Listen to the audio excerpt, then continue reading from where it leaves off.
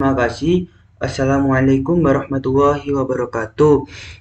Perkenalkan, nama saya Ahmad Hafid Taifullah dari Agroekoteknologi Angkatan 22 dengan NIM 2227 kelas A. Baik, sebelumnya terima kasih kepada Ibu Nurki selaku dosen pengampu mata kuliah usaha tani dan Mbak Deborah selaku asprak usaha tani. Tanpa lama-lama langsung saja ke materi. Ya, kemarin itu saya sudah mewawancarai khususnya juga di petani-petani yang ada di desa saya. Saya di sini mengambil judul analisis usaha tani tanaman padi jenis IR64 di Desa Pacet, Mojokerto. Nah, pendahuluan, tanaman padi atau Oryza sativa L merupakan tanaman semusim yang mempunyai kemampuan beradaptasi pada berbagai kondisi lingkungan. Tanaman ini termasuk golongan jenis Gramineae atau rumput-rumputan. Hampir setengah dari penduduk dunia, terutama dari negara berkembang termasuk Indonesia, sebagai besar menjadikan padi sebagai makanan pokok yang dikonsumsi untuk memenuhi kebutuhan pangannya setiap hari. Padi sebagai makanan pokok dapat memenuhi 56 sampai 80% kebutuhan kalori sebagai penduduk di Indonesia. Saya mengambil dari jurnal yakni Husuma et al. 2024. Lanjut ke permasalahan. Permasalahan ini petani-petani di Pacet Mojokerto itu kurangnya manajemen pertanian yang masih kurang, yang dimana itu pengetahuannya tentang praktik pertanian terbaik seperti pemupukan yang tepat, penanaman yang benar, dan pengendalian gulma yang efektif dapat menghambat produktivitas padi IR64. Lah, ini sangat merugikan sekali bagi para petani yang ada khususnya di desa saya. Mengapa? Karena saya katakan seperti itu. Kan di desa saya juga pegunungan. Kan itu termasuk wilayahnya itu lahannya itu sangat mendukung bagi di bidang pertanian. Eh, Daripada di Madura kan ya eh, permasalahannya kan air juga. Di sana kan juga banyak air. Nah, maka dari itu kita sebagai mahasiswa itu harus memberikan solusi kepada para petani. Nah, kan tadi manajemen pertaniannya masih kurang lah. Saya mempunyai suatu solusi. Solusi bagi para petani itu untuk pelatihan dan pendidikan dengan upaya mengadakan program pelatihan dan pendidikan reguler untuk petani tentang praktik pertanian terbaik. Mengapa? Karena pelatihan ini tuh selain enak dan efektif, itu dapat mencakup informasi tentang pemilihan dan penggunaan pupuk yang tepat, terus dan penggunaan air yang tepat, teknik penanamannya juga efektif, dan metode pengendalian hamanya itu efektif juga.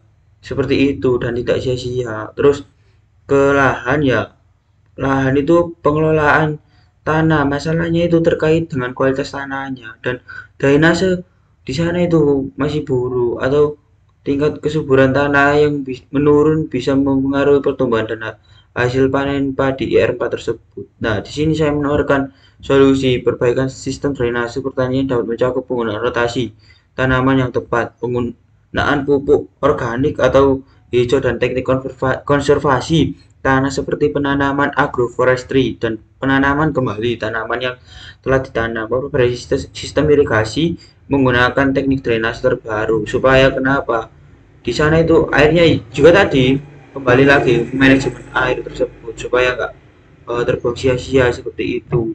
Terus yang ketiga ya ini masalah komoditi. Nah, ini pestisida dan penyakit serangan hama dan penyakit seperti wereng, tungro atau penyakit Blast dapat merusak tanaman padi loh, IR64 jenis IR64 ini, dan dapat mengurangi hasil panen juga, dan itu juga nantinya juga rugi gitu, sia-sia.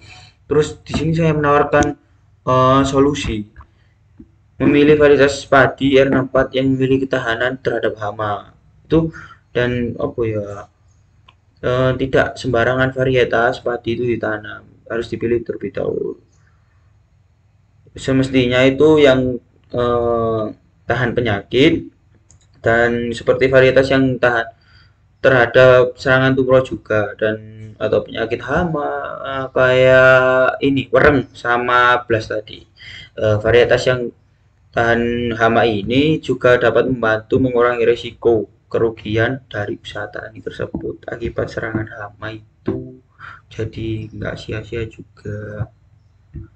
Terus lanjut ke bahasan yang selanjutnya, yakni ada klasifikasi kegiatan usaha tani. Yang pertama itu bentuk usaha tani perorangan, dikerjakan oleh petani itu sendiri atau dengan keluarganya. Ini bisnis keluarga ya, supaya nggak sia-sia juga. Yang kedua itu pola usaha tani khusus, usaha tani yang dilakukan dengan satu cabang usaha saja dan dilakukan di lahan basah atau sawah. Yang ketiga, sifat usaha tani komersial, hasil panen padi dijual ke tengkulak, seperti itu. Terus lanjut, ini ada faktor-faktor produksi. Faktor alam, padi cocok ditanam di lahan yang tergenang air. Tenaga kerja membutuhkan tenaga kerja modal atau pekerja atau dengan keluarga. Pengelolaan tanah sampai panen. Nah, terus ini ada modal yang dikeluarkan modal pribadi, tidak pinjaman. Terus ada manajemen petani itu sendiri, usaha taninya mulai dari modal hingga biaya pendapatan tersebut, seperti itu. Ini adalah yang terpenting, ini ada analisis biaya usaha padi satu kali tanam. Biaya tetapnya itu uraiannya itu sewa tanahnya ya 100, terus pendapatannya itu 2.500.000, terus penyewaan alat-alat pertanian itu kayak traktor, kombine, harvester, sabit itu 200, 250 sama 50, canggulnya 80. Semua totalnya biaya tetapnya itu 3.080.000. Lanjut, biaya variabel. Nah, ini biaya variabel yang pertama itu ada bibit sebesar 7 kilo, terus namun ini bibitnya itu kayak itu loh, ditanam lagi, jadi nggak beli bibitnya.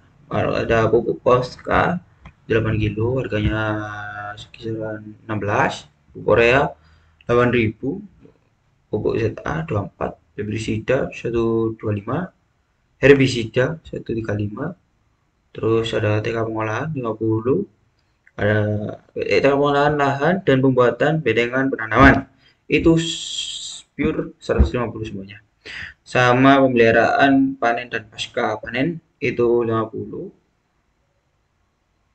terus sama ini 100 ya, 100 berarti totalnya itu 708. Lanjut ya, nih yang terpenting, biaya tetap plus biaya variabel 3.080 ditambah 708. Nah, ini totalnya 3.788. Nah, yang pertama itu ada bibit tadi kan sudah saya jelaskan.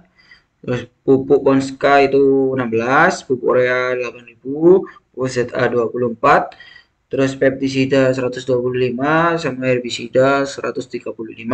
Berarti total biaya eksplisitnya 308. Nah, biaya implisit atau tenaga kerja dalam keluarga itu 100.000.